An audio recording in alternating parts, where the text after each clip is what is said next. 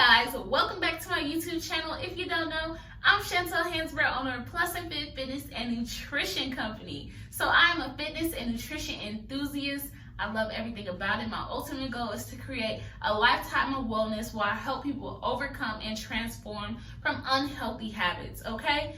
Please, if you can, take the time to subscribe to this video and my YouTube channel, like it, thumbs up, all that jazz. Also follow me on Instagram and Twitter, +fit_, the same handle as you see for my username here. So I really hope you tuned into my last video because it was phenomenal. We are jump starting a 10-part series where I teach you how to become an intuitive eater, okay? And what an intuitive eater is someone who eats basically guilty-free, okay? We are free from food freedom. We eat what we want without feeling shame, and we are letting go of years of diet culture, years of having a negative connotation with food.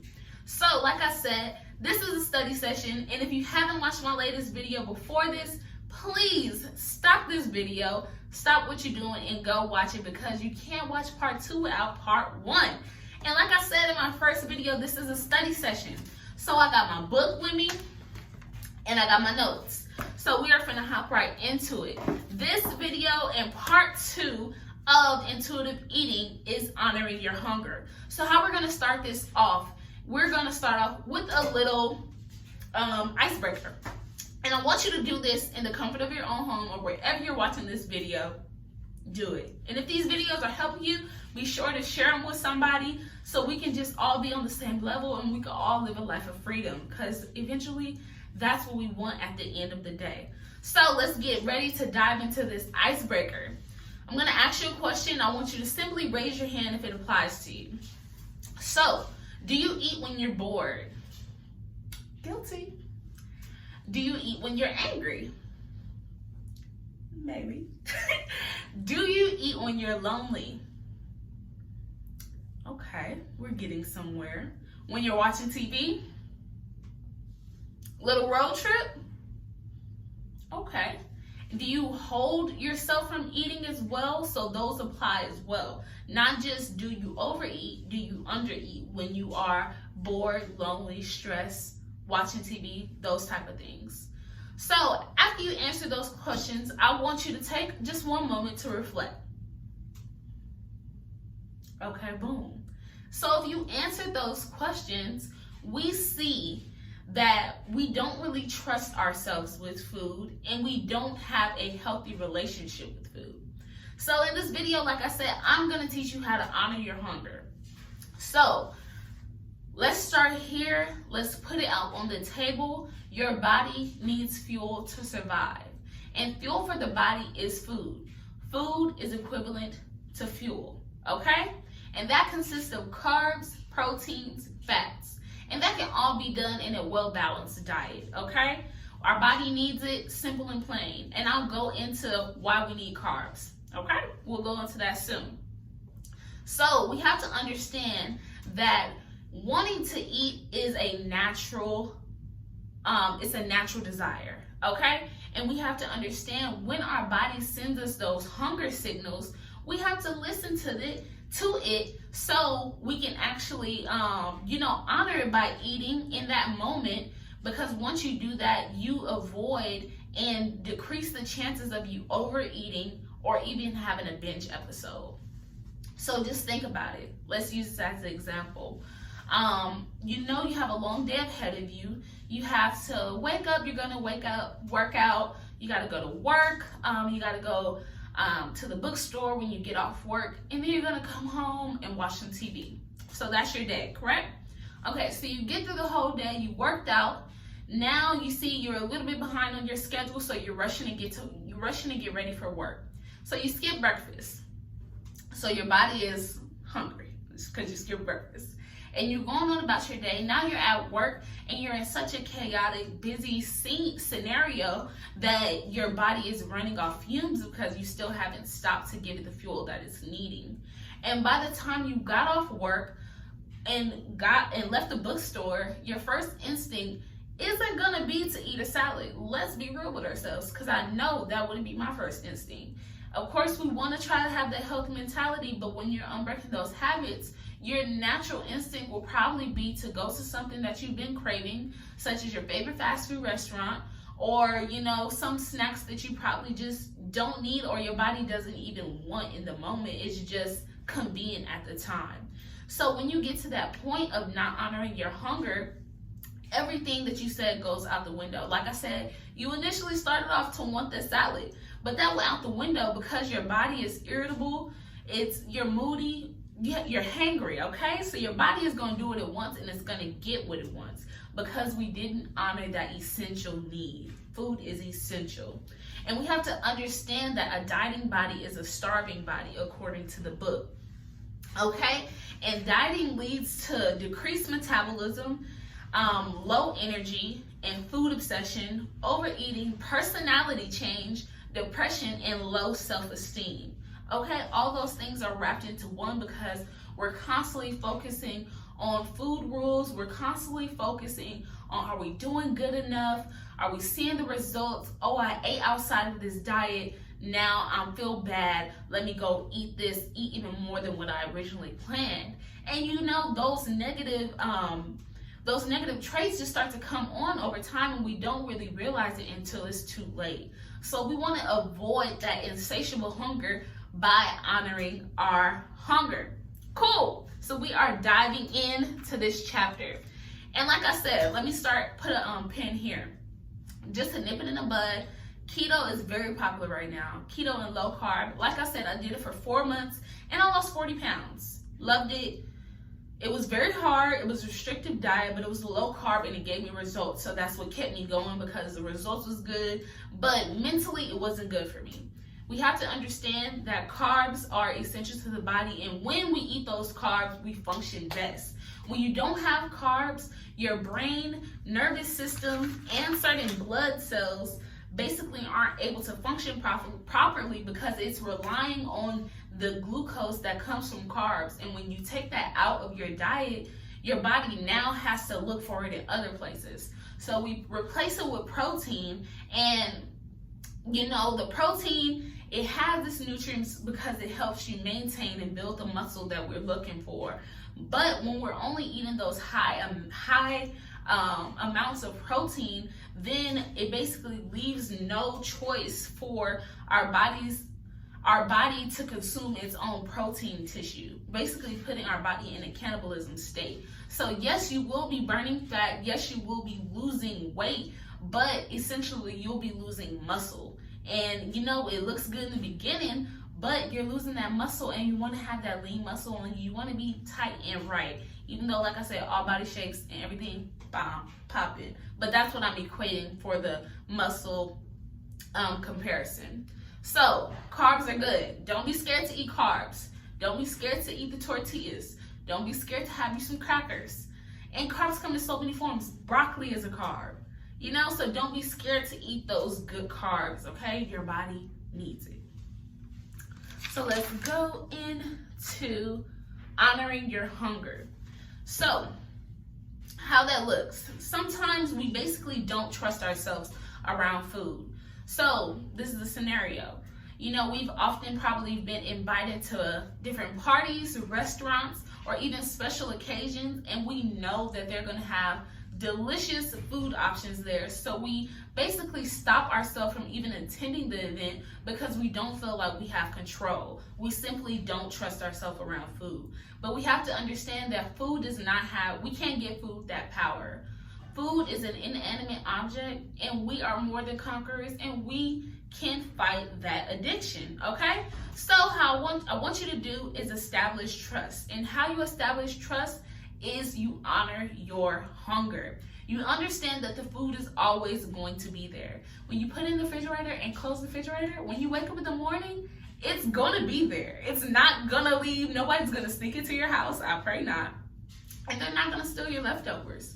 So once your body tells you you're hungry, put it in the fridge, you know, let go, throw it away, give it to somebody, do what you gotta do, but honor your hunger. And I'm about to dive deep into that.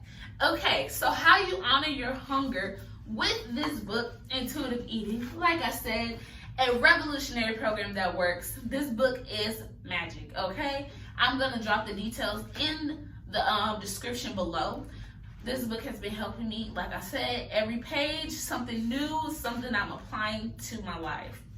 All right, so we're gonna go into that hunger scale. So what the hunger scale looks like, I talked about this in my previous video. I talked about it briefly, so now I'm gonna go in detail. So the hunger scale is set from 0 to 10. 0 is empty, so equivalent to a car needs fuel. When the car is on E, it needs gas. When the car is full, it's nice and satisfied. So at 0, you are empty, your car cannot pull off the lot. 1 to 2, you're ravenous. So your body is telling you, hey, I'm hungry, please feed me, because I'm quite hungry. 3, you're set. So this is letting you know that hunger is completely set and you're ready to eat. 4 that's when you started getting those feelings, those hunger pangs, where your mood might change, you get a little hangry, a little irritable, or you're just getting that light emptiness in your stomach, and it's letting you know, I'm not eating because I'm wondering where's my next meal.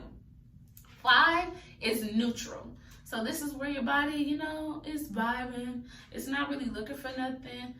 It is, but it ain't. It's chilling. We chilling right now at 5. 6 to 7, we're satisfied. So you just had your meal. You was able to stop at a comfortable level of eating, and you feel good. You have enough energy to move on to your next event, into your next meal, so on and so forth. 8 is your full. So at this point, we're getting up, leading up to 10, and this is where you really want to tune into your body and make sure you're listening. 8 is your full. So you don't want to ever really go past 8, because after 8, you're no longer honoring your hunger. 9 is stuffed. So if you watched my first video, you know that that's that Thanksgiving hunger. You lean back in your chair. You're breathing in and out. I don't know. You start having a regret. Your head is spinning. Your pants, your belly button is touching your pants button, and you gotta unbuckle it. So that is 9, okay? And 10 is simply sick. You've ate to a point where you're so uncomfortable where you're actually thinking of vomiting. And remember, we never want to get to that point, because we are not giving food that much control, and we are learning to trust ourselves around food. So, yes, so this hunger scale has really been helping me out a lot. I've actually been using it this week. Well, since I made my last video, because that's when I moved on to the next chapter. And I've been really intentional with applying it to my daily life. After each meal, before and after each meal, I do those reflection questions. Am I hungry? Will this type of food actually satisfy me? Am I just bored? Things like that. So I always want to ask myself those reflection questions, because when I do, it basically allows me to stop, think before you act. And it holds me back from doing something that's going to lead me to the Chantel who I was before we started this journey. And that is not what I want. So, I've been doing it for about a week and a half now. And it's super dope, because I feel like I'm learning stuff daily. Like I said, my process is not perfect. I'm literally on this with y'all. I'm literally filming every week, because I'm giving you guys progress updates. I'm literally filming, reading a chapter, filming, reading a chapter, so I can be as relevant and updated as possible to give you guys real feedback on intuitive eating, because this is new to all of us, right? Like I said, I've been doing diets since elementary.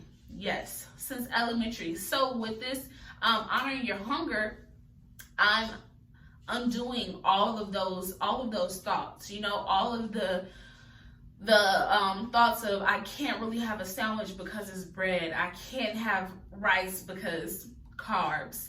I can't eat after 9 o'clock because after then, I'm gonna gain weight in my sleep. All these things that we learned, it's negative to our body. It's negative to how we have that relationship with food.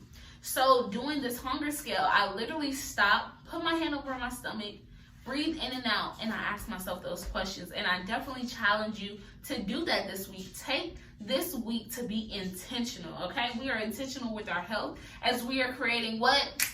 A lifetime of wellness, honey, period. So this hunger scale is dope. I'm definitely going to drop it in the comments so you guys can see it. Let's see. And with that being said, intermittent fasting is dope because it does have a lot of benefits to it. And if you don't know what intermittent fasting is, it's a controlled period of time of eating. So a lot of people do 12 to 8. They give themselves an 8-hour window to eat. But let's say you're adapting to the intuitive eating culture and your body tells you, I'm a little hungry, and it's 8:45. Because you have that diet mentality of intermittent fasting, you don't give yourself the food that your body is telling you that it needs, and you're depriving it of it. And dieting is basically equivalent to a starvation mindset. So we want to avoid that overeating. So with intermittent fasting, you have to understand, a clock can't tell you when you're hungry. A dietitian can't tell you when you're hungry. Your timeline, your friend, they can't tell you when you're hungry. You have to literally take the moment, take that time to be intentional, to learn you. Be self-reflective, self-aware of yourself. So remember, nobody can tell you you're hungry. You have to really make that decision for yourself. And with the craziness of life, and even, like I said, undoing that diet culture habits, we probably don't even know what hunger signals feel like or sound like. And I never allowed myself to really get hungry. I was just eating continuously throughout the day like the little engine that could. And with hunger silence, you basically can get that intuitive back, get those signals back. So they can be silenced though by numbing. And what numbing is, we basically came up with temporary tricks up our sleeve that basically can hold us to the next meal. We drink tons of water. You know, we hear all the time, drink a gallon a day. And what that does, the water does make us feel full, but the water didn't provide us the nutrients and fuel that your body actually needed. So, you know, when we drink those diet sodas or chug that water, those are numbing factors that numb your hunger, which don't really allow your brain to know, hey, I still need food. And dieting, we also deny our hunger. And also skipping breakfast. Like I said, we don't want to do that. We want to start our day off fueled. And also with the craziness of life, I know we work, we have kids, we are heavily involved in our community, so it can be really chaotic, it can be really busy. But our bodies are a temple, and this is the only one that we have. So we have to honor it by taking that time to meal prep, or being intentional by stopping to get that meal in the middle of the day. Even if you have to say to a person who you're spending time with, hey, I haven't eaten right now, let me take a moment to make sure I do that. I know people that write down their journal, I need to eat lunch, and that's perfectly fine, because you want to take the necessary steps that help you honor your body, okay? So even if you have a chaotic schedule, we still want to eat, and we don't want to silence our hunger. We want to eat. We love food. That's why we're here. Food is our friend, okay? And other ways and symptoms and how you can tell if you're hungry, I'll list some that the book reads off. You have a gnawing at the stomach. You're getting those growling noises. You're lightheaded. Difficult concentrating, uncomfortable stomach pains, irritability, faint, and headache. We want to eliminate that by simply eating. My goal since I've been reading this book has been to eat at least between 3 to 4 hours. Every 3 to 4 hours, I want to make sure I'm putting something in my body, and it really has been reducing my late night cravings. Like, I just tell myself, like, wow, I'm actually satisfied, and it's actually shocking to me that I'm not hungry, because usually, like the old me, I can still find something to eat, but literally if I do that, I feel like my stomach is getting smaller in a way, or maybe it's my mentality. But if I go over outside of that 6, 7, and I'm entering the 8 and 9 range of the hunger scale, my stomach literally is in so much pain. Like, I did it a few days ago when, like I said, I've been practicing this hunger scale, adapting it to my life, and I ate outside of honoring my body. I was at a comfortable 6, and I continued to eat something late at night. And when I tell you, I had stomach pains for about 3 hours. Like, I kid you not, because my body was basically saying, you didn't honor me. I was full, and now I'm stuffed. Like, I'm about to pop like a balloon, and we don't want to feel uncomfortable. Food was not put in our lives to feel uncomfortable. Like I said, food is fuel, and food is for you. Ooh, give it to me, give it to me, give it to me. Bam. Let's see what else I got in this good book. Also, hunger voices. So, I'll read this out of the book. A common mistake with our newer clients is that they initially embrace the honor your hunger concept in the form of a diet mantra. Thou shalt eat only when hungry. And I know that was me because I still had that diet culture, and I'm slowly taking it away. The problem here is that this rigid interpretation can leave you feeling as if you broke a rule or failed if you eat for any other reason than hunger.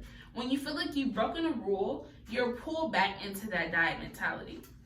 So I can definitely agree with that excerpt, because like I said, when you feel like you've broken that rule, you're like, hey, I might as well already throw in the towel and let me go to the nearest drive-thru. Well, at least I know I've done it, and let me raise my hand because I've done it. So let's go over some hunger voices. So we have taste hunger.